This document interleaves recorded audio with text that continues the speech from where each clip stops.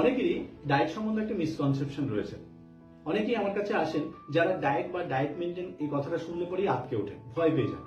ওনাদের কাছে ডায়েট মানে হচ্ছে ওই উপোস করে থাকা, একটু ফলের রস বা ফ্রুট জুস খাওয়া বা একটু স্যুপ খেয়ে থাকা, বা এখন উঠেছে সারাদিনের ঘন্টার পর ঘন্টা একটু হাওয়া খেয়ে থাকা, এটা হচ্ছে ডায়েট।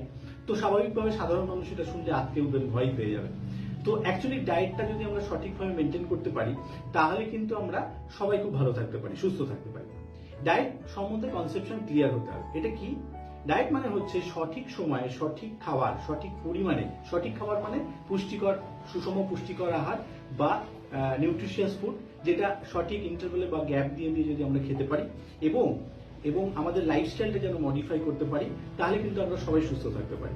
এবং এটা খুব সহজ, এটা হাতি ঘোড়া একটা ব্যাপার নয়, কিন্তু এটা ইন্ডিভিজুয়ালি প্রত্যেকের আলাদা আলাদা পার্সোনালাইজ হয় ডায়েটটা তাদের হেলথ অনুযায়ী। সুতরাং কেউ নিজে নিজে করার চেষ্টা করবেন না গুগল দেখে, রাইট? সবাই ডাক্তার হলে হবে না। তাই যারা যারা সঠিক এক্সপার্ট রয়েছেন এই ডায়েট মেনটেন করতে গেলে সেই এক্সপার্টদের সাহায্য নিয়ে তাদের পরামর্শ অনুযায়ী আপনারা ডায়েট মেনটেন করুন। তাহলে দেখবেন আমরা সবাই খুব ভালো থাকবো, সুস্থ থাকবো, রাইট? Good bye.